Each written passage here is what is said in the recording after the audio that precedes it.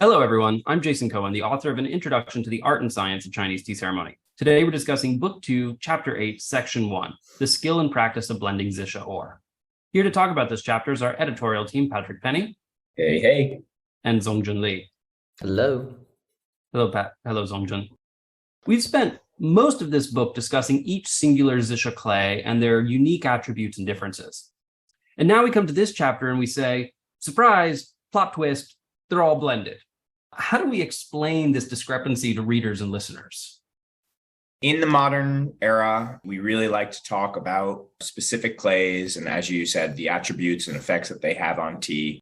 And I think, as we've discussed in the previous book, we break things down to really differentiate and discriminate between what wares and teas provide certain qualities that we are seeking for as cha ren. And so that's where a lot of us are really interested in discussing in the field of Yixing as well. We like to conveniently overlook the practice of blending because it takes something away a little bit from the conversation when we're trying to differentiate and break things down to smaller and smaller levels and have these discussions as cha ren about these individual attributes and qualities that we are exploring firsthand through like Go-Wu, as we discussed, right? The exploration of these individual and unique attributes. Because when you realize that many of these pots that you've been seeking and using actually are a blend of many different clays, it's much harder from there to form a framework and understand what attributes the clays have contributed. And so as a learner, it becomes harder and harder to really understand what you have learned to this point if you realize that many of these things are blended. And as we talked about in the previous podcast, a lot of the names of specific clays are not really what by itself, or it can be made for various other reasons. And in this chapter, we're going to talk about how blending of other ingredients into the clay will either increase or change the performance of the end results, usually for the purpose of perfecting the effect of the teapot to the tea that cha ren wants to use the teapot eventually for. My understanding is it's often the opposite. The materials that may be blended into the clay to make the ultimate primary clay often are blended in to make it easier for the craftsman who's making the pot to obtain the firing characteristics that he's looking for, the moldability characteristics that he or she are looking for. It's interesting. I think we took very different things away from this chapter, Zongzun. As I was reading, I was seeing the skill, because it's definitely a skill, of blending clay as being something that makes it easier for the miners, clay processors, and craftsmen to do their jobs versus it being something to the benefit of the user of the art piece. I think it's both. It depends where the blending happens. If you think about when the blending happens in the production process and who's in control of the ore or the clay during that stage of the production process, then their goals might not be identical. Where the miners are going to have different goals than the clay processors, than the individuals making the teapot. But before we get into those specific stages, is there a way to view this from a historical perspective? We know that similar things, this quest for purity, has happened in other parts of the tea world. Particularly pu'er is an excellent example, going from all pu'er was regional blends to all pu'er was cross pan Yunnan blends during the factory period. And now you see the emergence of finer and finer and finer designations on the terroir, the origin, the provenance of pu'er tea. And so now you can buy a cake of singular guafengjai tea. But previously it would have just been Yiwu tea, and sometime before that it would have just been CNNP, and sometime before that it would have been Yiwu tea again because of regionality. And so should we view this contemporary quest for more pure zisha material? Is this a net benefit? Is this something that is generally good, or does this not have that type of historical sense of progression? This is a very interesting question. Not only in pu'er, not only in Yixing, we see this kind of things in a lot of other things like whiskey and wine. The change from blend whiskey to single malt whiskey, the never-ending chase on single plantation or single origin grape for wines. But I think it's a continuous deconstruction and reconstruction of the definition of a blend. There's no pure single malt. You still have in-factory blending of different malt types or different age of a single malt to achieve a better taste. For the pu'er that we've been drinking in Yunnan, people do not really make single tree or single plantation pu'er. They think it tastes one-dimensional. It's still some sort of a blend of different tree types, different tree age, or sometimes even different villages. But it's all within, like, for example, Guafengzhai or Wandao area. So I think same kind of situation apply to Yixing too. There's no really truly like this salt of grain is Tianjinli, and it's all made by this kind of salt of grape. No, like that's not what's happening right here. Tianjinli is still a blend of various other types of minerals, in addition to even sometimes other clays. This is my take on this never-ending chase of purity. Just building on that, when we look at it through the lens of tea, as Jason, you brought it to pu'er, I think when we were in Fenghuangshan and we were seeing actual single tree tea being processed, that was so novel and unique to us. I mean, we knew dansongs were supposed to be single bush tea, but really seeing how it was separately bagged off, separately processed, and really kept distinct was something that made it so unique. And it's kind of akin to what we are seeing now with some purity zealots in the Yixing world. And, I don't know if there was some cross inspiration coming from dansong. Something that, as we were discussing, that became interesting to me is what is the view of older, traditional, blended processed pots versus modern, more pure, singular ore pots. And when we think about this in the pu'er world as our metaphor, a lot of people say, well, those blended cakes, they've aged well. We know they age well. And for the last, I would say, 10 years, particularly in the earlier part of 2010s, many people were saying these single origin pu'er cakes are not going to age well. They don't have the guts that a lot of these blended older cakes have. And so they're not going to age well. They're not going to increase in value. They're not worth collecting. They're not worth drinking. And lo and behold, here we are, 10, 15 years out from that time period where we started to see a lot of single origin cakes. And guess what? A lot of those cakes are pretty good. A lot of them are also pretty bad. Just like any other probably period in pu'er production. And I think Yixing is very much the same. So you have people right now who are obsessed with F1 pots. And guess what? There's bad F1 pots and there's good F1 pots. And in the modern period with very pure clay Yixing pots that are derived from actually a single ore, I'm sure you can go on Amazon and find a terrible pot. I'm not sure about the actual purity of that ore, but you can also get extremely high quality pots at this point that are made from singular ore, or at least more so pure and singular than many of the pots of the preceding decades. So I think it's one of those things where you will always have the traditionalists who will point back and say this was better, and you'll have the vanguard of the modern tradition who says, no, actually, this is better for X, Y, and Z. And probably the truth lies somewhere in between of we should enjoy both parts of the practice and take what special attributes both yield, with a grain of salt and try and enjoy it for what it's worth. Enjoying both, just like we do in pu'er. It's not as if we say we're only drinking single origin pu'er, we're only drinking blended cakes. We enjoy both. And I'm only drinking single tree cakes, Jason. Oh, wow. Yeah, some municipalities have actually made this single tree cakes illegal in for better, definitely for better in Yunnan. Okay, so we sort of touched on this. So there are 3 stages in the development process and the material formation that blending or some form of blending takes place. You have mining, processing, and molding. So addressing each in turn, starting with mining, is the earth a natural foundry for pure and perfect zisha material, or does the ore start in some type of blended form? Yeah, they all started in very distinct layers, separating with each other as they got mined. No. with centimeters of different materials separating them, so you can clearly see the distinction. No, Earth is chaotic and constantly mixing with each other. And the excavation of all of these ores are, naturally some sort of a blend in nature.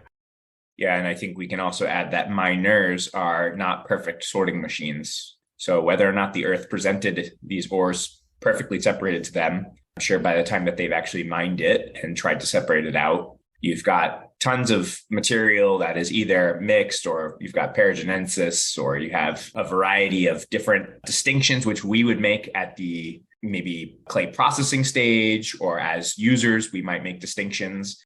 that in the mining stage, they might not even think about or may not apply when you're actually looking at the real ore. What are some of these unwanted or unwanted inclusions in zisha ore at the mining stage? You're going to see iron, guessing some mica, but I mean, there's going to be other things mixed in there, like thinking about non-zisha material. We saw a ton of limestone when we were in Dingshujian. I don't know how deep that goes into the mining layers, but there's a ton of other types of rock and mineral and material that are just not part of the practice of making zisha, but I'm sure it's all around the clay.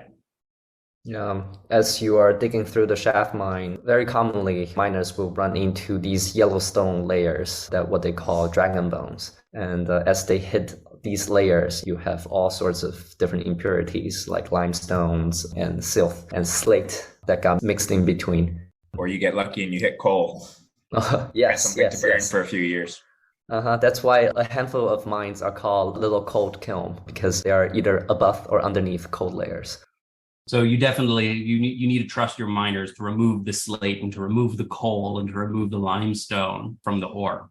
Is there a counterexample? Are there times where you're extracting zisha material, but it's 2 different ores or 3 different plus ores that are all lumped together? Yeah, like in Duanye Luni, you see paragenensis all the time with other types of ores. Do you want to define that word just for the listeners? Yeah, it's when usually 2 or above different types of ore coexist together, kind of merge in between and formed in similar environment, but ending in different types of ore, different types of clay. Can you give an example of when we see this? Because this is something that I think until I went to Dingshu Town and saw a physical example, it was tough for me to understand. The most common example is Tianqingni with Lipini. Almost all Tianqingni forms with tiny Lipini inclusions throughout. Oftentimes, a lot of Duanni, they coexist with Zhuni or Zini, and sometimes Zhuni and Zini at the same time with Duanni. And the layers between them oftentimes form very interesting color combination because it's kind of like a gradient.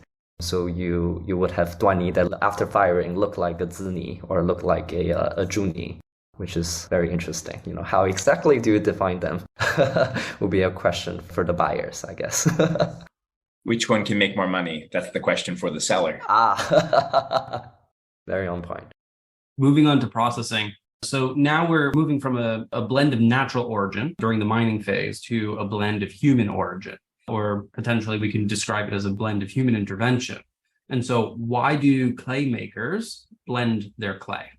So when you're working with zisha material, a lot of these ores are very difficult singular materials to work with. And so to make them more workable, you need to often introduce either zisha or non-zisha material to help with things like the sintering temperature, the plasticity, moldability.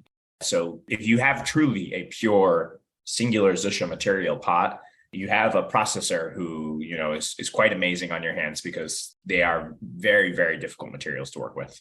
Yeah, sometimes it's commissioned by the buyers of the clay to achieve certain results or certain feature or performance in the later part, for example, molding part of the processing. People will sometimes request to add certain, for example, high vitrification material into the clay to make it more workable.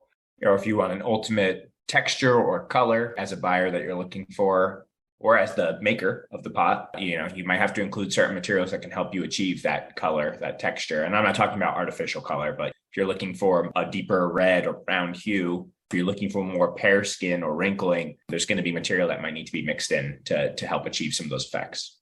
Do practitioners see this as a negative modification, or is this a necessary refinement? How should we view this? We're talking about additions to zisha. We're talking about platonic purity of this clay that is grew up with tea and is a perfect pairing for brewing. And now we're talking about, well, what does the processor have to do to make this clay usable? So should we see this as a negative, or should we see this as a refinement? How do we view this? Well, at least for me, as long as it's not adding acid to wash off, all the unwanted impurity, or adding factory level chromium oxidized to change the color, I think it's okay for me. As long as it's safe to brew tea, I won't see it as a fatal flaw. I think the distinction I want to make is this is the historical practice. So to blend material in to get something more workable is what has been done, up into the modern age. I'm sure there are some rare examples of singular or teapot dating back throughout the eras, but in all likelihood, if you've enjoyed using a late Qing or early ROC pot or F1 pots, you don't mind clay being blended for workability. Whether you love your Hongmi 70s F1 or whatever it is, blending happened in the making of that pot to make it what it is. One of the ways I like to view this is potentially like cooking, right? As long as you're mixing ingredients of pure natural origin, then this is the skill that you want your clay processors to be practicing. You could take a great carrot and roast the carrot alone, and you can get an edible carrot, but it tastes a lot better if you put on a mix of olive oil and sugar, olive oil and salt, or honey and salt or honey and pepper on that carrot before you roast it, and you come up with something that is greater than the sum of its parts. Yeah, is processing the secret sauce? Is this where the secret sauce of Yixing is, of Zisha? I think so. I mean, think about all of the options that we saw in Yixing, in Dingshu town, that they had, right? They had ball mills, they had raiment mills, they had stone mills, and they said, well, the traditional way is the best way. The stone mills produce the best Yixing teapots. And that's just physical processing. That's not even talking about blending and blending additions, but you have just a huge number of choices to make, whether or not you're going to use the magnetic sifter to remove excess iron that's going to affect the color. It's going to affect the firing purity and whether or not you get the little dark iron spots on the surface. Is going to affect the wrinkling and the shrinkage rate. Do wet sifting, wet sieving, and do you scupper off impurities from top of the aging water bucket? I think that those types of decisions potentially are the secret sauce. I think I'm hearing there's so many combinations and permutations between the raw material, the possible processing, that Jason, the $1 million question is, when are you writing Yixing GPT so that we can prompt it for what we want? And ultimately we can make recommendations to, our processors and miners with the help of AI. Is that our next business? Well, I think when we finish this book, which is bordering 600, 700 pages, the new ChatGPT 4, the new context window, can fit the entire book in memory. So we just we feed it in and see what we get. Yixing GPT away. Okay. What is the difference between blending during ore processing and blending during molding? Yeah, we might have covered a bit of both as we were talking about processing. So in processing, when you are doing a lot of the blending, it's really looking more a little bit at the workability of the clay as you're processing it. And in molding, a lot of the blending activity really has to do with making modifications for some of the more final attributes. So as you're molding, you're physically building teapot, and there may be clays that you need to work in to help with that workability there, as in actually molding the teapot. But then for looking at the stages that happen after molding, like firing, that would be a point at which, as you're molding, would be including clays that would help with your firing temperature. So you might have blurred the lines a little bit between processing and molding in the discussion, but I think in the book you lay it out pretty clearly. On the molding process, the major impact of the end results usually will be the color and the texture. For color, techniques like tiaosha, usually it's for aesthetic reason to make it more suitable, more pleasing on the eye, and also certain texture modifications by adding certain either mica mixed or some type of portion adjustment between the Nen and the Lao clay will have some impact on the texture at the end. The example of tiaosha is a great example. That's an example of a blend that can only be achieved by blending during molding. It's an example of a blend that has a deep appreciation. It became increasingly popular during late Qing, early ROC. Are there other examples of clay types that can only be achieved during molding? Yes, we saw a very amazing, I think, is it technically called folded? Is that the way that they describe it? But you've got different layers of clay material that are folded onto each other and look kind of warped in such a way that it almost looks like wood. And I also, in the Shanghai Art Museum, had seen glazed effect that achieved some similar characteristics. When was that popular? Because I think the porcelain material that I saw was from the Qing. And would we have seen the same in Yixing, I'm assuming? Yeah, during the reigns of the scholar emperors, the twisted wood grain Yixing pattern was popular. There was a type of very expensive, very rare wood that the imperial palace imported from the lowlands of Tibet, and it was used to make alms bowls for high abbots and monks. They had the artisans from the imperial workshops order and collaborate with Yixing artisans in order to make this twisted clay design. And there's a couple of pieces that are scattered around museums with that. I think that that's an excellent example of a technique that can only be achieved during molding. So we have tiaosha, we have the twisted clay. Are there others? There's also other less cost-worthy ways of achieving a similar tiaosha effect, for example, pusha. So instead of blending the grains into the clay, you would be very gracefully placing the grains on top of the clay surface to achieve usually similar effect. But oftentimes, if you look inside the teapot, there's no grain inside. Then that's a symbol of a pusha instead of a tiaosha. And then you would also have techniques like chosha, which is to remove the middle-sized grain from the processed clay so that you will only have very large chunks of grain and very fine grains. So that will achieve a very kind of like a coursed effect on the surface of the teapot. We should also note here that this is the stage in which artificial colors and artificial modifiers would be added. So if you're going to add colored powder or texturizing powder, it's frequently done in the molding phase. It's folded in during working. This chapter ends with a discussion of blending material, which will be surveyed in detail in subsequent chapters. But to preempt that, is there a role for the appreciation of non-zisha material that gets blended with zisha?